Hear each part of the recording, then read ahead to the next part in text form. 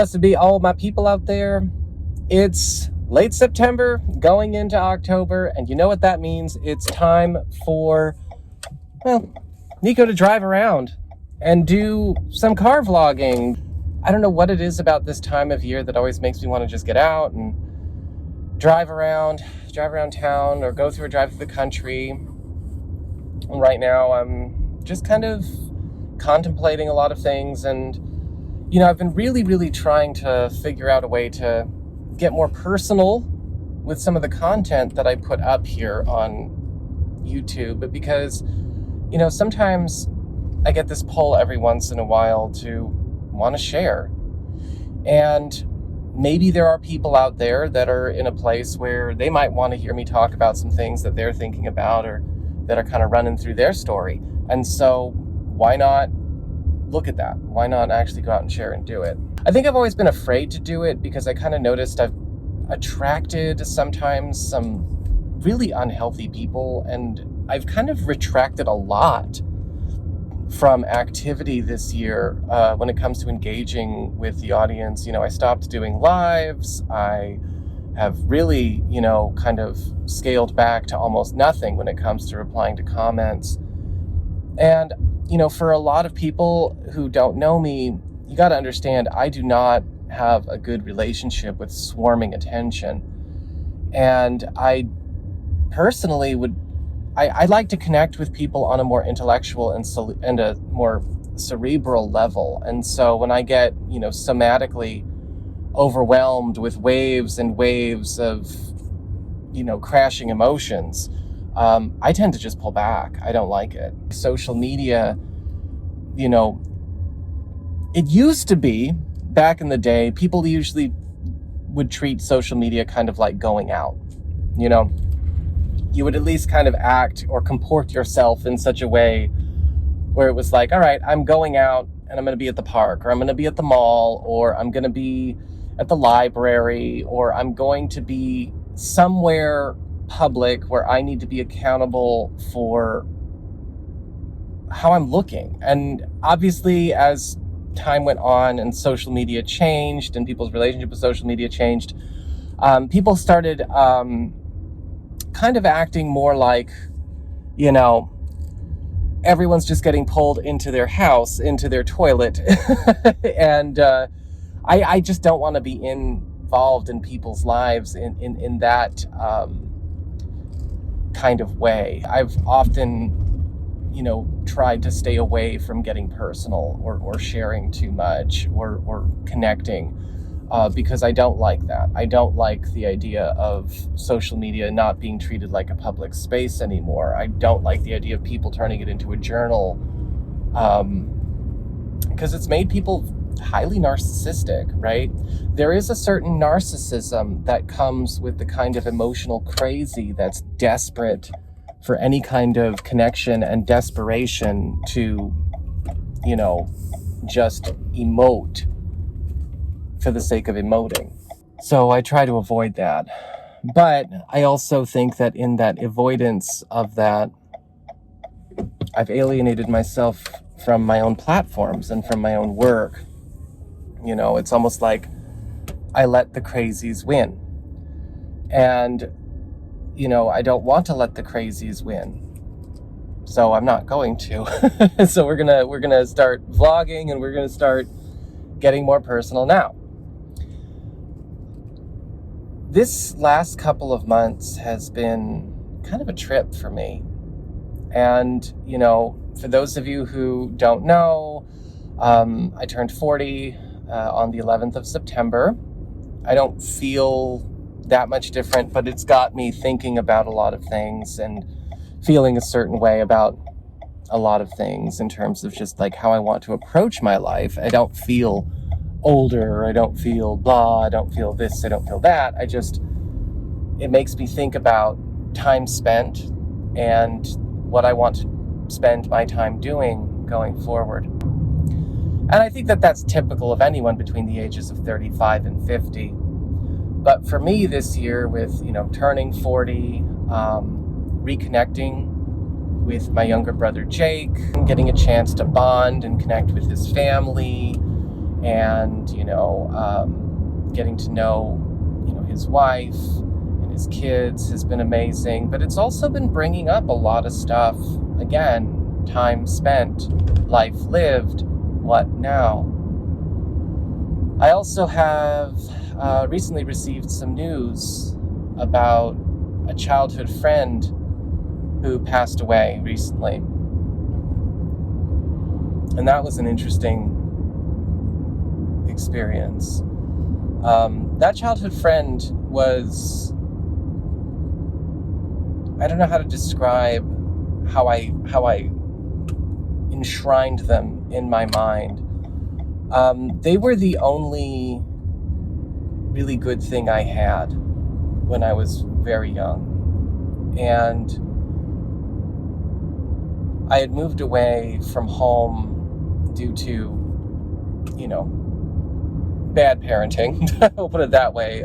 Parents with extremely unstable emotions, bad choices, bad marital choices, bad move choices across the board. A cataclysmic event spurned on by an unstable BPD stepmother. And I enshrined that friend, even though he was no longer in my life, in my mind. There was kind of a strange wish of reconnecting with this person. And now that wish is gone. I never really went out of my way to pursue them, save for one effort back in 2021, 2022, when I had recently moved back into the area, but they were long gone. But it's interesting to have that wish kind of disappear. Interesting thing about our friendship. Not only was this person a sanctuary to me, we had such a profound sort of click. That inner child spiritual double spark was so strong. Also, funny side note, you could have said we were both boyfriends in first grade. I knew I was gay, and he knew he was gay, I think, very, very young. We used to hold hands walking home from school. But it was... I kind of created this sense of safety. Like, again, the unstable, emotionally dysregulated psychosis of the household I grew up in was so curbed by the fact that I could see good and how something is supposed to be by comparison.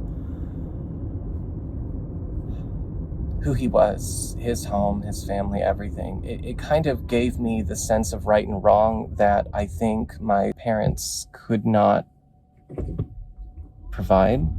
And in a weird way, it also helped me distance myself from being conditioned from them. Side note, I noticed as soon as I started spending time with Jake and reconnecting with my younger brother, whom I also ended up having that estrangement begin with, right around the same time as I was separated from my friend. Ever since I started reconnecting with Jake, a lot of, let's just say, dysfunctional, not healthy parents have been reaching out to me. Whether it's in town, whether it's on social media, it doesn't matter. And I don't know if it's like something I'm wearing on my face these days or something I've always worn on my face. You know, that look of like, you look just like my son or daughter or kid before they went no contact with me or they told me off. Come heal me and help me get a one-up on them. And I'm kind of like, bitch, I am not the one. I am not the one. You know? It's kind of like Buffy with the vengeance demons, right? Anya had her thing where her whole thing was like, all right, I'm gonna go after everyone who ever fucked over, a relationship, right? And that's kind of like real life. There are a lot of people out there who make their raison d'etre all about relationship dramas and avenging scorned people, scorned women, scorned men, or whatever. For me, I'm more like Halfrek in Buffy, where it's kind of like, your vengeance demon raison d'etre is kind of like, the bad parents. So it's just kind of like, maybe you don't want to come to Nico with your bad parent stuff. Anyway, I've noticed that coming up, which has been very triggering. I've had that come up a couple of times in my life, but it's definitely something I've noticed becoming more prevalent. So I'm sort of like, all right, the universe is kind of trying to accomplish a lot of different resets and goals and chain reactions at the same time. Reconnect with your brother, but at the same time, you're not going to confront the craziness with your parents, so you're going to probably encounter that out in the wild. See the sense of the lost wish. Understand the feeling of the lost wish, or the passing of the enshrined friend that you kind of kept around you mentally, in your mind, your whole life, as the sort of, I don't know, place that you go when you just can't fucking deal anymore.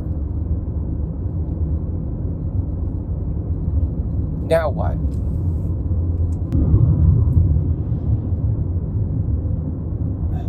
I've been contemplating what I want to do with my time. I don't want to say the rest of my life, because when I say contemplating the rest of my life, then I start thinking like some dipshit who needs a 5-year plan. And I'd much rather be somebody who is capable of living an authentic, fulfilling life as much as they can every day.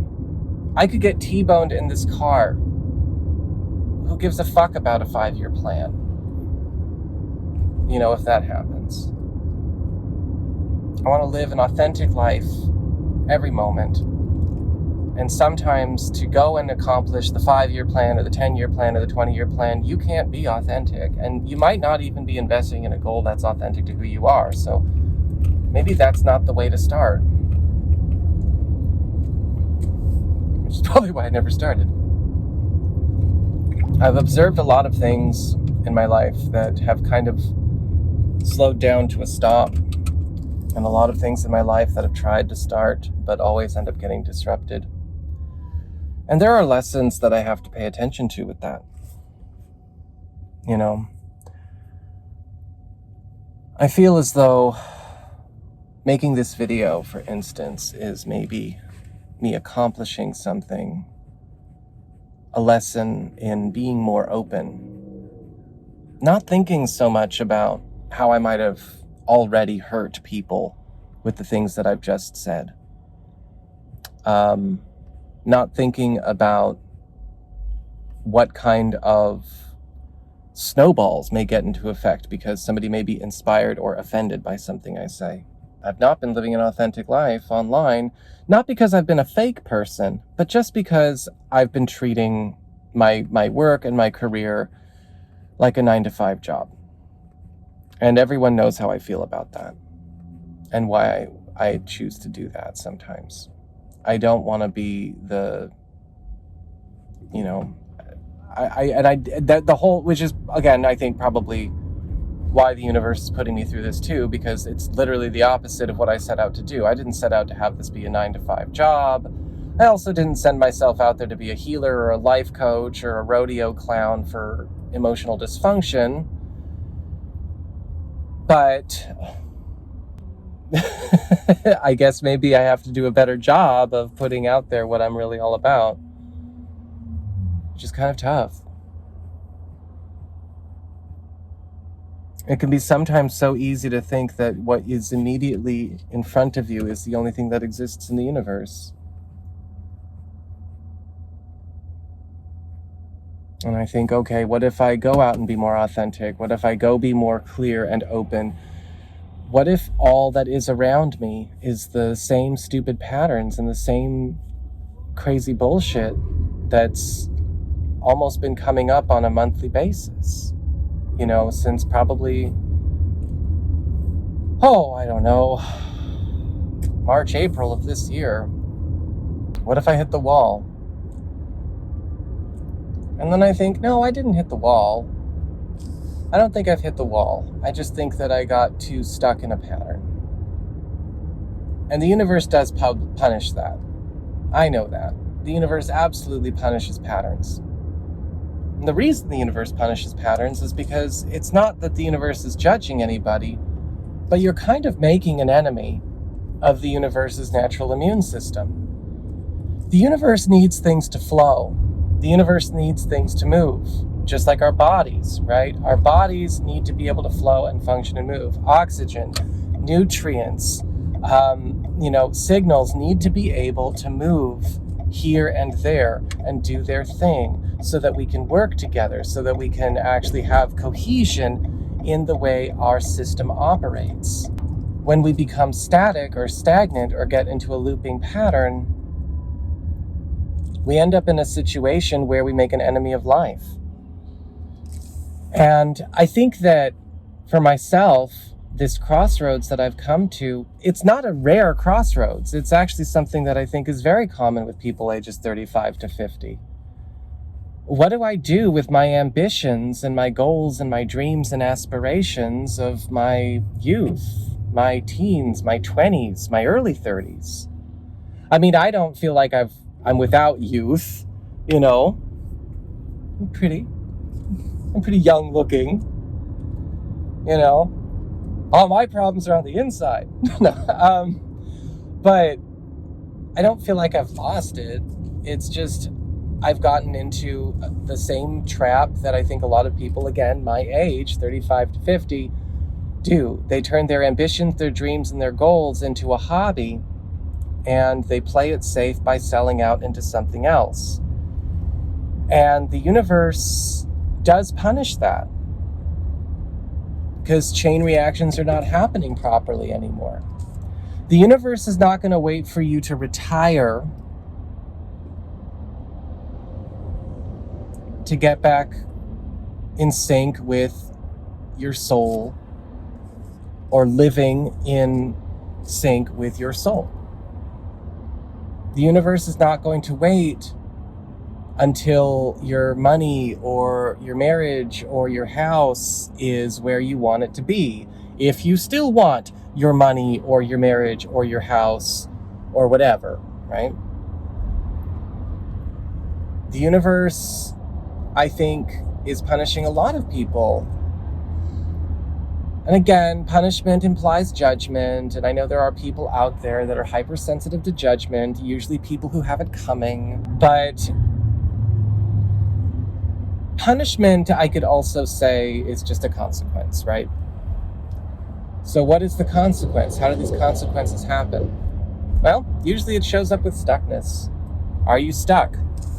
Do you feel like things in your life are not flowing, right? What's not flowing in your life?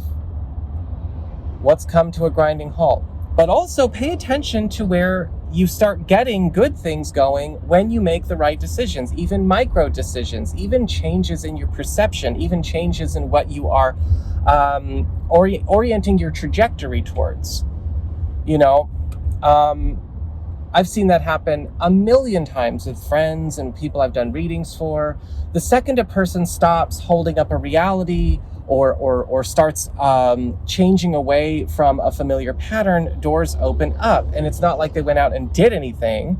Sometimes they did. It's always good to go out and do things, by the way. Don't be one of those people that just kind of sits back and waits for the astrology or waits for the universe to kick your door in and save you, because it's probably been trying to save you the whole time and you're too stubborn to do anything with it. But the second they kind of release the attachment to an old design, an old construct, an old idea, an old pattern, or whatever, the second they start shaking things up and allowing overdue chain reactions to happen, good things happen. People show up, money shows up, opportunities show up, roads open. That's, it's not necessarily the case that something is meant to just kind of jar you the way that you think. Sometimes you have to be okay with giving up something. Usually what you have to give up is a pattern, an old journey, an old plan. Sometimes things are taken away from you. Sometimes things that you never had, they were just an idea, they were just a vision, or maybe something you enshrined, have to go away too, so that you can actually do something in real life.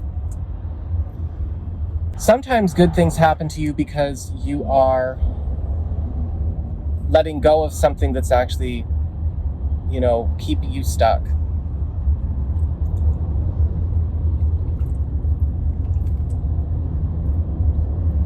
And so when we come to these crossroads moments, or these moments of what do I do with my life right now, or the rest of my month, or the rest of my year, don't say the rest of my life.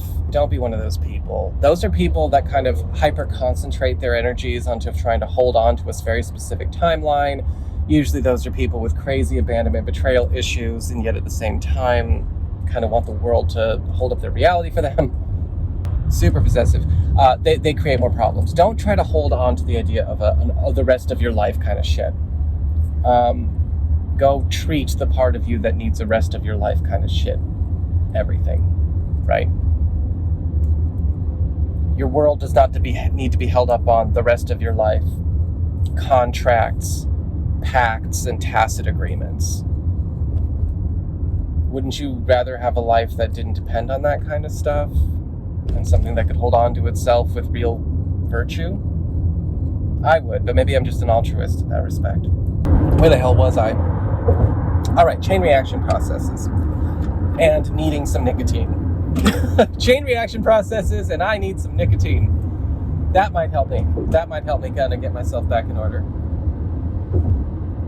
Gotta cue the Popeye spinach music. Da, da, da, da, da, da, da, da, da, da.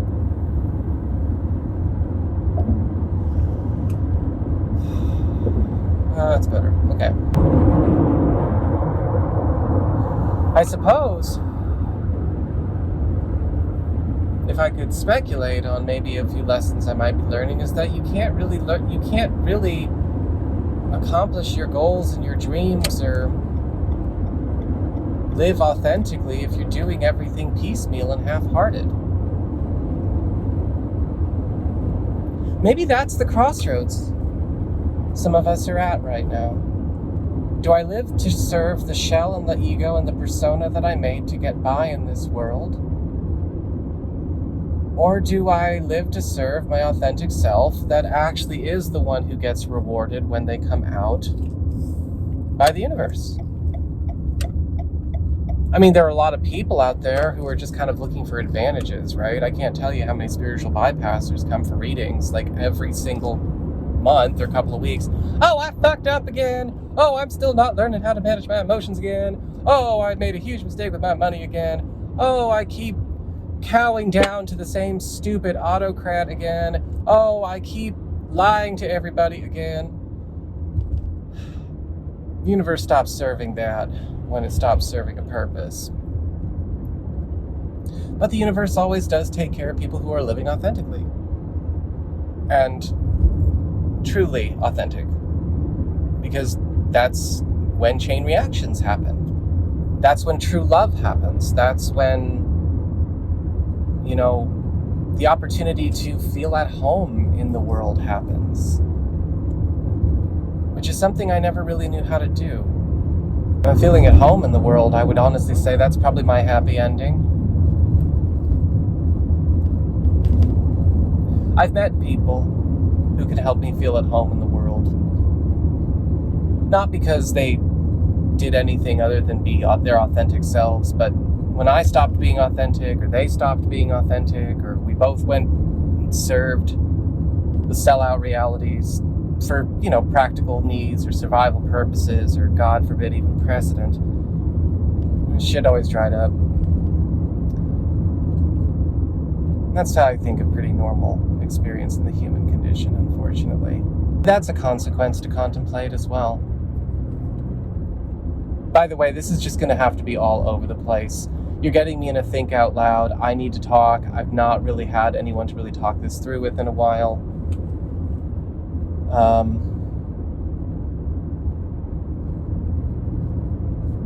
Do you know what I always dreamed of having?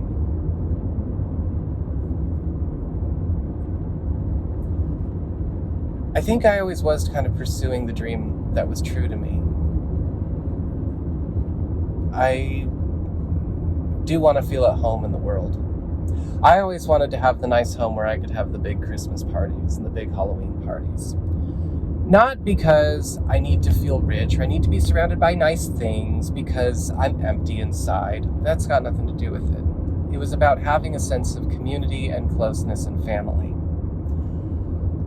I always wanted to have a partnership that was more like, or that would be my intellectual and spiritual companion and complement.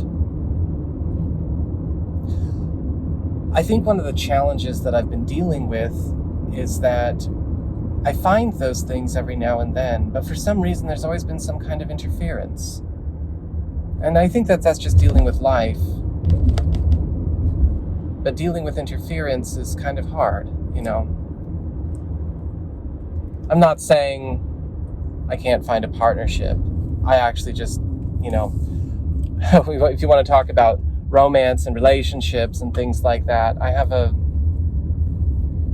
have very specific, I guess, conditions and parameters just to click with. You know, for me, I always want the relationship where I can be with kind of like somebody who's a best friend who could actually hold their own in everything that I've got going on, and I can hold my own in everything that they've got going on. I've never wanted to be in one of those relationships where we just kind of drive in parallel lanes.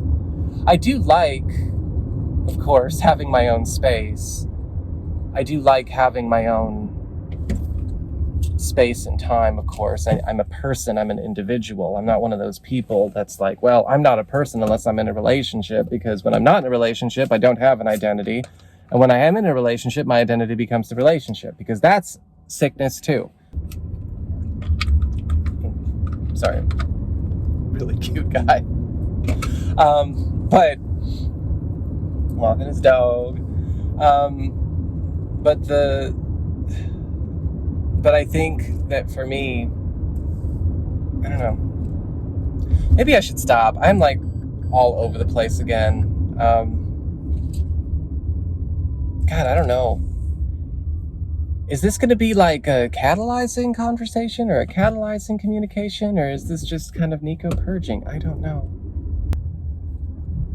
The hot air balloons are out again. I wonder how much time I have left this year if I wanted to go into a hot air balloon. I always wanted to, ever since I was a little kid.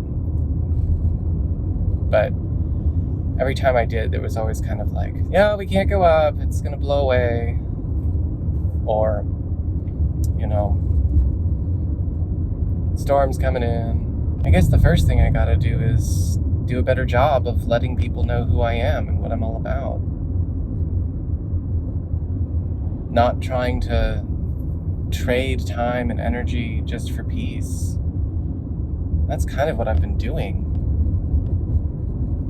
And then when I get tired of doing that, I just retract and go away, because trading time and energy for peace is not a way to live. You know? It's bad business. You trade time and energy for money, you know, not for peace. What chain reaction processes are overdue? What have you been putting on hold and making wait for your life? What is decaying while you decay? What is stagnant while you stagnate? Maybe it's about initiating something. Maybe it's about finally getting something taken care of. Maybe it's about passing a torch. Maybe it's about giving up the ghost. Maybe it's about initiating a new road. Maybe it's about starting an actual project. Maybe it's about putting things out there that you're not putting out there. Maybe it's about finally setting up a plan and coordinating with people that actually have the energy and the mental acuity to do something with you.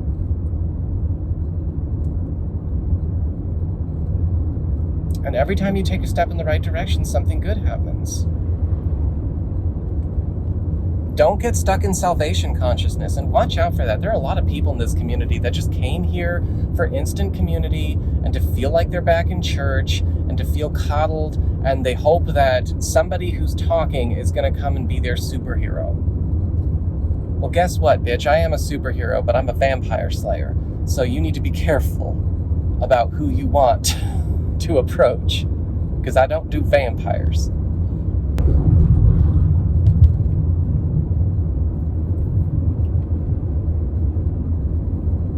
Maybe that's what we'll close it. What chain reactions have you been overstaying your weight with? That you have been overdue to work with? Just think about this last couple of months. Think about 2025 in general. When were things flowing? When were things not? What got things flowing? What got things to fall apart? Sometimes things that don't even seem related to each other change just because a chain reaction went off. You changed your focus here. You changed your investment here. You changed your loyalty here. You changed your trajectory here. You changed your future outlook here. You initiated this conversation here. You ended this story here. Or you let this story be ended here. Or you decided that you were going to alter your focus or where you're giving your energy over here. Pay attention to when things stop up versus when things start flowing. Pay attention to the chain reaction process. You finally took your test. You finally faced your demons. You finally faced a monster. You finally faced something that was blocking you.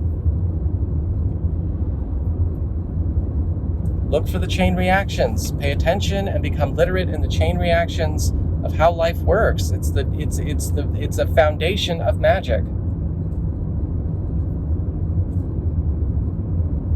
And if you're not willing to do it, maybe you're not here for the right reasons. Or maybe you forgot the point. I'm going to take that message home with myself as well. I'm burning up my phone in the sun. I think I'm going to let this be.